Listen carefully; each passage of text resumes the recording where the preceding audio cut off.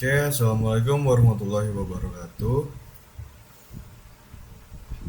Kembali lagi bersama saya Wahyu Adi Prasetyo. Saya merupakan mahasiswa baru program studi Rekayasa Perancangan Mekanik Sekolah Vokasi Universitas Diponegoro. Nah, teman-teman, udah nggak kerasa ya kita udah sampai di pertemuan ke-6 di materi function ini. Dan dari awal kita udah belajar tuh dari variabel, tipe data dan lain-lain. Terus kita sampai yang kemarin di perulangan tuh di looping. Sekarang kita masuk ke function atau di materi ke-6 ya teman-teman. Oke, mungkin jika teman-teman belum nonton video saya yang sebelum-sebelumnya, kalian juga bisa ditonton dulu ya biar urutan belajarnya tuh runtut gitu. Oke, mungkin tanpa berlama-lama lagi ya, mari kita mulai aja materi function ini. Oke, oke. Pertama ada di konsep dasarnya dari fungsi ini atau function. Fungsi ini merupakan blok-blok kode yang terstruktur yang dapat dipanggil berulang kali untuk menjalankan sebuah tugas tertentu tanpa harus menulis ulang kode, atau bahasa sederhananya, fungsi itu merupakan suatu perintah untuk mempersingkat baris kode pada saat melakukan pemrograman. Nah, tujuannya itu adalah untuk meminimalisir terjadinya error pada saat melakukan pemrogramannya ini, teman-teman. Tuh. Oke, lalu selanjutnya, nah, fungsi fungsi ini adalah seperti yang udah saya jelasin tadi ya. Fungsi ini adalah blok kode terstruktur yang dapat berulang kali dipanggil. Nah, untuk menjalankan tugas tertentu tanpa harus maksudnya tanpa harus menulis ulang kode. Nah, di sini saya punya contoh kodenya. Nah, di sini ada def, terus ada nama fungsinya ini siapa, dan parameternya di sini kosong. Def ini bisa dipanggil juga itu define atau definisi. Lalu di sini Sapa ini sebagai nama fungsinya, dan di sini biasanya ada parameternya kan ya teman-teman. Tapi di sini parameternya kosong. Nah, lalu kita print itu di sini ada isi fungsinya teman-teman. Print itu halo selamat belajar Python. Nah, terus kembali lagi ke nama fungsinya, lalu integer. Ya, di sini juga ada komennya teman-teman. Nah, di sini contohnya. Nah, def ini sebagai indentasi atau definisinya. Lalu hello ini di sini sebagai nama fungsi, dan print hello world ini sebagai badannya atau isi fungsinya gitu ya teman-teman. Oke. Selanjutnya, nah, saya tadi sudah sempat menyinggung parameter, ya kan?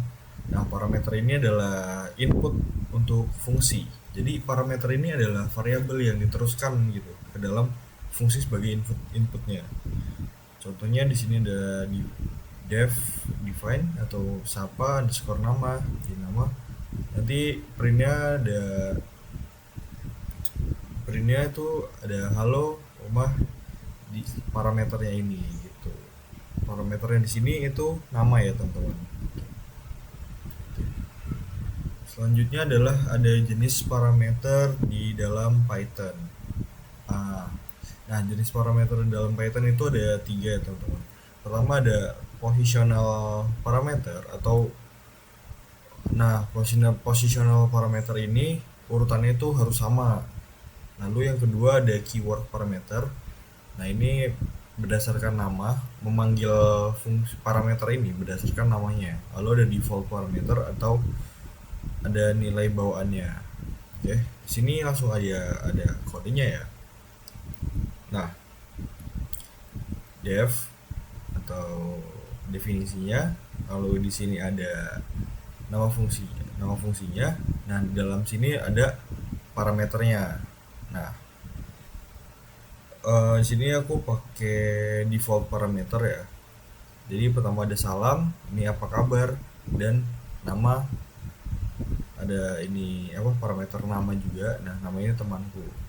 Oke, jadi nilai bawaannya ini printnya atau hasil printnya itu adalah nama dan salamnya. Jadi pertama pasti ada nama temannya dulu, lalu selanjutnya ada salamnya atau apa kabar gitu.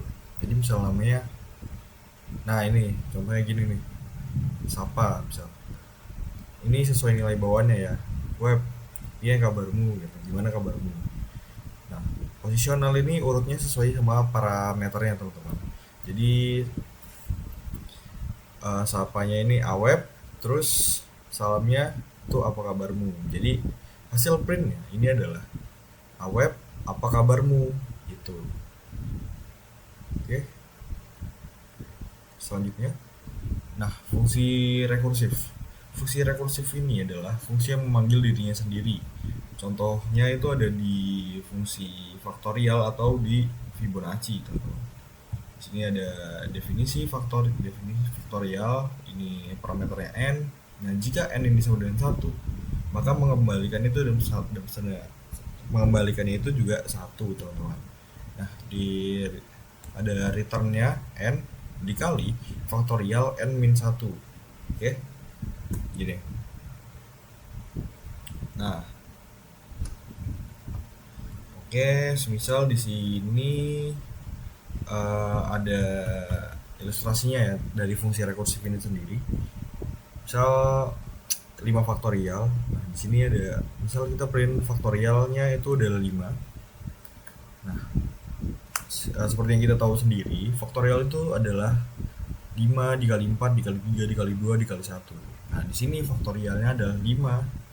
5 berarti dikali, nah ini faktorial n min 1. Berarti kan 5 dikurangin 1, 4. Lalu kembali lagi 4. Terus 4 dikurang 1, 3, terus 3, dan 2 dikurang 1, dan seterusnya teman-teman. Jadi hasilnya dari ini adalah 120, hasil dari 5 faktorial. Oke. Lalu selanjutnya adalah fungsi lambda. Nah, di sini ada contohnya. Ini ada kuadrat sama dengan lambda x, di mana x bintang 2, maka print kuadratnya 5 gitu. Nah, oke. Fungsi lambda ini adalah fungsi anonim atau fungsi tanpa nama dan menggunakan kata kunci itu lambda. Nah, lambda itu sendiri kata kuncinya itu adalah untuk membuat fungsi sederhana tanpa nama. Nah, di sini x ini sebagai parameter inputnya dan x bintang 2 ini sebagai ekspresi yang akan dihitung dan dikembalikan. Jadi tanpa perlu return kalau di fungsi lambda ini gitu. Nah, ini misal 5 kita dikuadratkan, berarti 5 di 5 di sini. Nah, ini ada 5-nya 2 kali, berarti 5 dikali 5 dikali 5 dikali 5 gitu ya teman-teman. Jadi hasilnya adalah 25. Oke, selanjutnya ada di return value ya. Nah, return value ini fungsinya ini tidak mengembalikan nilai biasanya atau disebut dengan prosedur. Nah, cara mengembalikan nilai atau menggunakan nilainya ini adalah menggunakan kata kunci return. Oke. Lalu fungsinya ini juga bisa mengembalikan nilai returnnya teman-teman. Nah, di sini saya punya contoh dari kodenya. Itu ada def ini tambah sebagai nilai fungsi nama fungsinya, dan ini parameternya a sama b. Nah, dipanggil pengembaliannya itu a plus b, maka hasilnya tambah 3,5. Nah, 3 ini sebagai a nya dan 5 ini sebagai b nya, maka hasil pengembaliannya adalah 3 ditambah 5, maka ya hasilnya adalah 8 gitu teman-teman. Nah, misal juga kalian bisa 6 tambah 5 hasilnya 6 tambah 5 hasilnya berapa teman-teman? 11 ya teman-teman. Terus misal, nah ini juga kalian bisa ganti returnnya, misal kalian mau diganti pengurangan atau diganti perkalian dengan tanda bintang gitu ya teman-teman. Ya, misal 3 3 misal A bintang B, jadi 3 dikali 5 gitu, nanti hasilnya 15 pasti outputnya. Nah, oke, lalu return ini juga digunakan untuk mengembalikan nilai hasil perhitungan dari fungsi ke bagian program yang dipanggil gitu, yang memanggil si return ini. Nah, A plus B itu berarti menjumlahkan dua angka yang diberikan sebagai argumennya doang teman-teman. Nah, oke, saya ulangi lagi ya. Return ini itu digunakan untuk mengembalikan nilai, teman-teman. Mengembalikan nilainya itu, teman-teman ya. Oke. Jadi misal sini A, sini 3, ini kan ada parameternya ya teman-teman. Misal terus lalu kita permisalkan itu 3 sama 5. Nah, di returnnya ini kan kita A ditambah B kan teman-teman. Jadi di print dari hasil ini di 3 tambah 5 itu pasti 8 itu teman-teman. Oke, lalu ada selanjutnya ada scope variable. Scope atau cakupan ini menentukan di mana suatu variabel itu bisa diakses atau digunakan di dalam program. Nah, di dalam scope variabel ini juga ada dua, ada scope lokal dan scope global. Nah, scope lokal sendiri ini hanya berlaku di dalam fungsi itu sendiri ya teman-teman. Tapi kalau global itu berlaku di seluruh programnya. Oke. Nah, di sini saya punya kode, contoh kodenya. Nah, X di sini berlaku sebagai fungsi, kan? X sama dengan 10, ini variabel globalnya. Lalu definisi contoh. Nah, Y ini sebagai variabel lokal ya. Y sama dengan 5 sebagai variabel lokal. Printnya itu di dalam fungsi Y, berarti di dalam fungsi variabel lokalnya. Nah, kalau di luar fungsi berarti di dalam variabel globalnya. Lalu ini seperti di sini teman-teman, variabel X lokasi didefinisikannya di luar fungsi, jenis scope-nya itu adalah global. Nah, printnya itu bisa di dalam dan di luar fungsi. Tapi kalau yang Y, lokasi didefinisikannya ini di dalam fungsi, jadi scope Y ini adalah lokal dan keluarannya itu hanya di dalam fungsi itu sendiri ya teman-teman. Oke, terima kasih teman-teman untuk materinya. Sekarang kita akan berlanjut ke penerapannya di Replit dan Scratch teman-teman. Oke.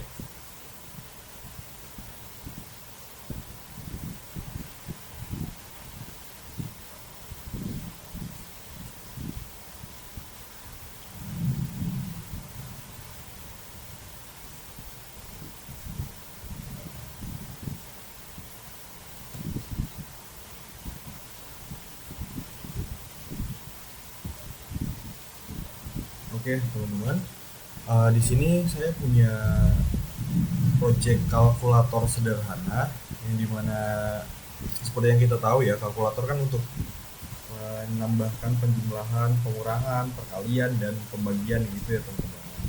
Oke, di sini saya bakal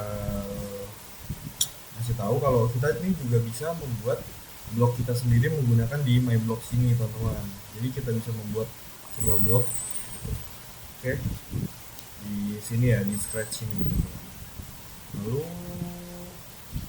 ini juga kita punya banyak variabel. Nah, ada variabel ini, ada angka pertama, angka kedua, ada hasil, ada operasi, terus ada nilainya juga. Oke, seperti biasa, saya akan menjelaskan dulu dari awal logika-logika di sini teman-teman. Nah, oke, di sini juga saya mempunyai komennya atau perintah-perintahnya atau variabel-variabelnya. Ini ada variabel penjumlahan, ini ada variabel pengurangan, perkalian, dan pembagian. Pertama kita mulai dari sini dulu ya teman-teman. Seperti biasa di Scratch ini kita harus pakai ini ya teman-teman sebagai awalan permulaan dari semuanya. lalu kita masukkan perintah, lalu kita as atau di dalam ini itu print, itu masukkan angka 1, masukkan angka pertama, lalu kita set di kontrolnya, kita ini variabelnya, kita masukin variabel pertama, variabel angka 1, terus nanti ada jawabannya, kita bisa input juga, terus kita ulangi lagi, tapi bedanya kita di angka kedua ini ya teman-teman. Oke, kalian juga bisa lalu set juga ini set variabelnya sesuai ini angka kedua, lalu kita print itu operasi ada penjumlahan 1, pengurangan itu 2, perkalian 3, pembagian itu 4. Nah teman-teman, buat ini tuh buat apa sih tuh? Oke, jadi ini tuh buat kita ini buat memilih gitu, mau dijumlahin kah, atau mau dikurangin kah, atau dikaliin kah, atau dibagi gitu dari angka 1 dan angka 2 ini. Nah kalian juga bisa, maksudnya kalian tuh juga bisa lebih dari 2 ini ya teman-teman. Di angka 1 dan angka 2 nya ini kalian juga bisa nambahin lagi, misalnya kalian mau angka 3 sampai angka 4 gitu, itu juga bisa teman-teman. Oke, selanjutnya kita set operasi itu, lalu misal jika operasi sama dengan 1, maka penjumlahan angka 1 dan angka 2. Di sini tadi ya, ini kan saya udah jelasin di sini penjumlahan. Nah, jika kita milihnya 1 atau penjumlahan, nanti penjumlahan angka 1 dan angka 2. Nah, nanti bakal masuk ke sini teman-teman, penjumlahan kan, penjumlahan number 1 atau angka 1 ditambah angka 2, lalu ada set hasilnya. Begitu juga dengan yang nomor, maksudnya begitu juga dengan yang operasi yang kedua ini teman-teman. Nah operasi kedua ini kan pengurangan ya teman-teman. Oke, jadi masuknya ke sini, number dikurang angka 1 dikurang angka kedua gitu. Oke, selanjutnya di operasi ketiga juga gitu, ini perkalian. Nah, di mana perkalian itu kalau di dalam pemrograman itu didefinisikan sebagai bintang. Oke, ini juga ada pembagian angka 1 dan angka 2. Nah, misal hasilnya tidak bisa dibagi, nanti dia bakal print hasil tidak bisa dibagi. Lalu di stop semuanya gitu teman-teman. Nah, itu print hasil. Mungkin kita langsung coba aja teman-teman. Saran, pembuatan di kalkulator, berikan 2 angka dan pilih operasi. Misal saya mau angkanya 50, angka pertamanya 50, nah angka keduanya ini adalah 30 aja. Nah kita milih nih, kita mau operasi penjumlahan kah, atau pengurangan, atau perkalian, atau pembagian. Nah di sini saya akan mencoba itu pengurangan. Berarti kita masukkan, kita input 2, angka 2. Nah hasilnya adalah 20. Oke, gimana ya kalau yang perkalian? Sama aja teman-teman. Kita coba yang perkalian ya, perkalian dan pembagian kita coba. Misal 50, 60 deh, di 30. Oke, kita pembagian, kita pilih 3, berarti kita input 3. Nah 60 di 30 itu hasilnya 1800, hasilnya segini ya teman-teman. Kita di perkalian. Oke, sama aja untuk pembagian juga seperti itu ya teman-teman. Oke, mungkin cukup sekian ya di Scratch di project kalkulator ini. Sekarang kita beralih ke Python-nya teman-teman. Nah, oke, di sini saya akan membuat sebuah sama ya teman-teman, kayak tadi itu kalkulator sederhana juga. Oke, pertama saya akan membuat dulu.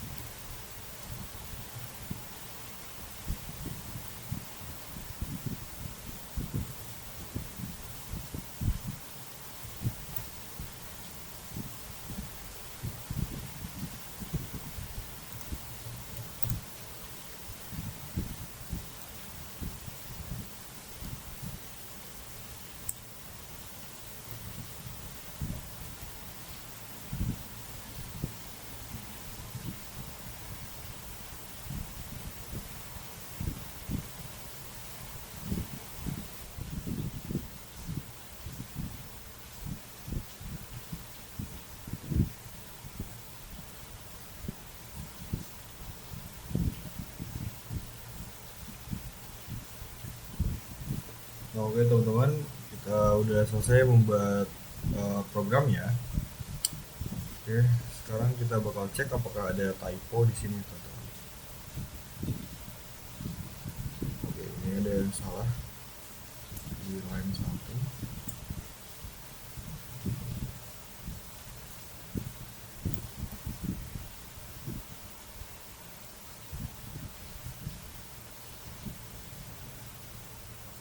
Line 6. Oh, iya, iya.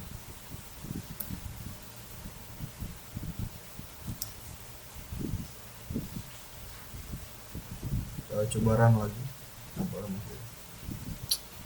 masih ada salahnya di line 6 lagi. Oh iya, ini belum kita bikin.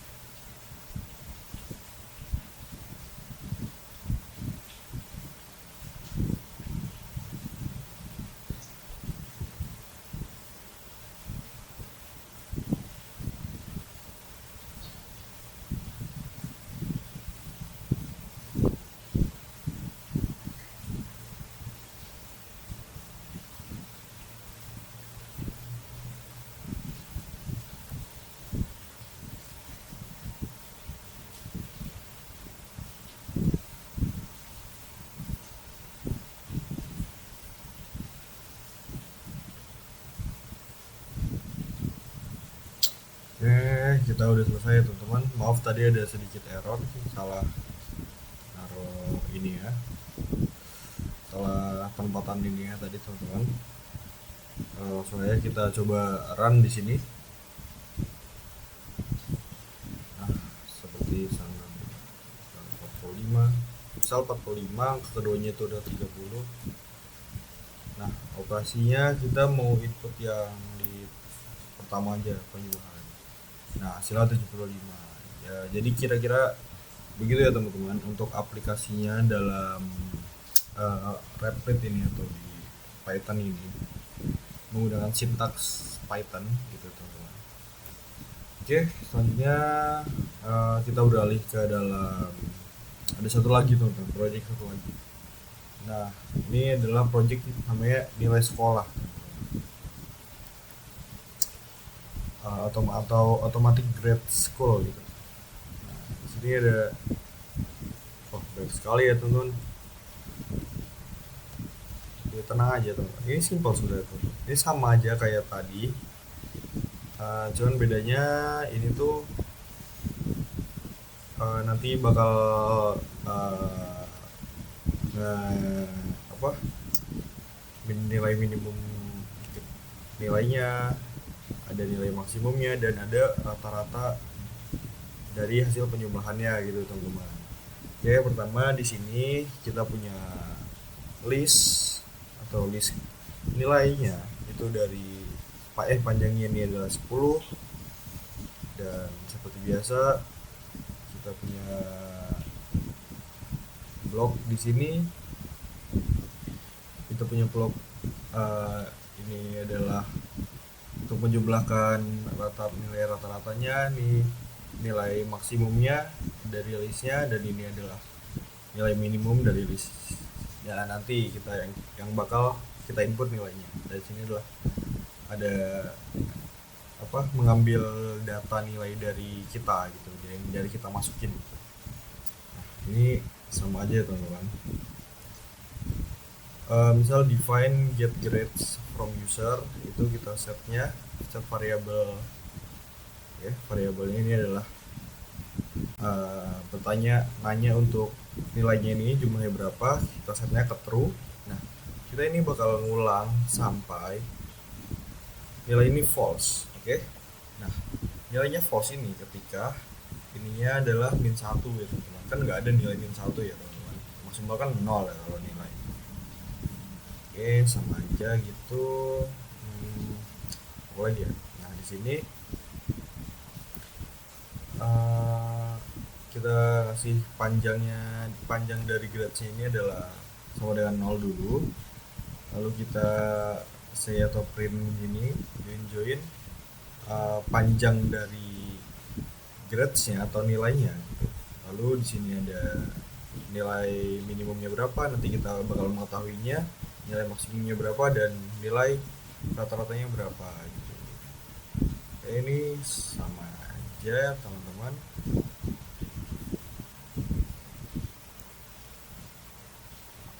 Oke, di sini adalah di sini adalah variabel dari definisi dari nilai minimumnya. Ini saya jelasin cara kerjanya dulu. Nah, kita pertama set nilai minimum atau variabel minimumnya ini ke item pertama dari nilainya. Lalu kita set lagi indeksnya itu ke satu. Kita ulangin sampai kita ulangin panjang dari semua nanti hasil inputan nilainya kita. Lalu jika indeks itemnya itu grade-nya itu kurang dari minimum, maka set variabel minimum ke indeks dari nilainya gitu. Nah, indeksnya itu change indeksnya by 1. Nah, ini juga sama aja.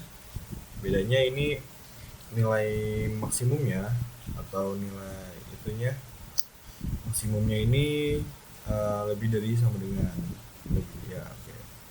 Lalu untuk menjumlahkan nilai rata-ratanya nanti kita dijumlah semua dulu ininya, baru nanti dibagi sama total jumlah inputan yang kita masukin gitu teman-teman. Oke, ini di sini untuk cara sistemnya bekerja. Ini dari awalnya dan ini juga bagian dari sistemnya teman-teman. Oke, langsung aja kita coba run.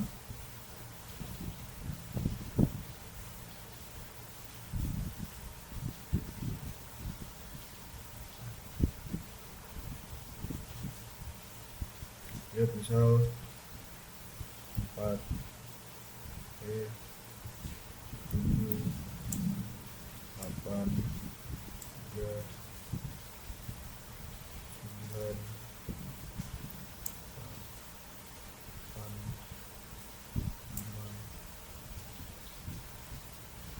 5 6. Terus di terakhirnya kita untuk memberhentikannya kita pakai min 1. Nah, kita ngasih 10 grades. Nah, nilai minimum gradesnya ini adalah 3, maksimumnya ini adalah 4, dan rata-rata dari semua nih dari panjang 10 nilai ini adalah 6,2. Itu ya teman-teman. Nah, selanjutnya kita bakal mengimplementasikannya juga ke dalam Rapid atau di Python ini menggunakan sintaksis yang berbeda. Nah, oke, di sini saya jelasin dulu. Kita define-nya define get grades from user. Ini parameternya 0 dan grades-nya juga ini parameternya 0. Kita buat bertanya untuk grades-nya ini sama dengan true. Lalu ini ada pengulangan untuk bertanya nilai grade-nya, kita integer karena integer. Nah, nilainya kita bilang bulat aja input dan next grade. Jika grade-nya kurang dari 1, maka sistemnya ini adalah bakal menjumlahkan semua yang sudah tadi kita input gitu teman-teman. Jika tidak, atau jika nilainya lebih dari sama dengan 0 atau 0 pas dan grade-nya kurang dari sama dengan 10, maka akan ada penambahan grade-nya gitu. Oke, terus kita print this provide. Nah, ini kan min 1 to stop pengulangan input dari nilai grades-nya gitu. Nah, ini sama aja compute list minimum atau nilai minimum dari list yang sudah kita input tadi. Nah, ini kan for number atau angka di dalam number list, dan jika angkanya kurang dari nilai minimum maka nilai minimumnya sama dengan angkanya. Returnnya di sini adalah nilai minimum. Oke, sama aja ini juga nilai maksimum. Jika angkanya itu lebih dari maksimum maka maksimumnya sama dengan angka. Nah, ini juga average atau number atau rata-ratanya. Kita sumnya itu sama dengan 0 dulu. Oke, di sini perbedaannya di sini. Kalau di average itu adalah sum nilai seluruhnya sudah kita input tadi nilainya dibagi dengan number listnya, dibagi banyaknya data gitu. Nah, return average. Nah, ini sama aja teman-teman. Langsung aja kita praktekkan atau kita jalankan kodenya, programnya. Misal 8 5 4 6 1 2 3 4 5 ada 5, ada 7 3 6 9 6 8. Nah, ini kita ada berapa nih? 1 2 3 4 5 6 7 8 9 10 11. Oh, ternyata ada 11 teman-teman. Jadi kalau 11 kita udahin aja, kita cukupin, kita stopnya dengan cara nih pin 1. Oke, hasilnya bakal muncul nilai minimumnya itu adalah 3, nilai maksimalnya itu adalah 9, dan nilai rata-ratanya adalah 6,36 dari 11 inputan yang sudah kita buat gitu teman-teman. Mungkin cukup sekian video dari saya. Jika ada yang kurang paham ya boleh tulis di kolom komentar.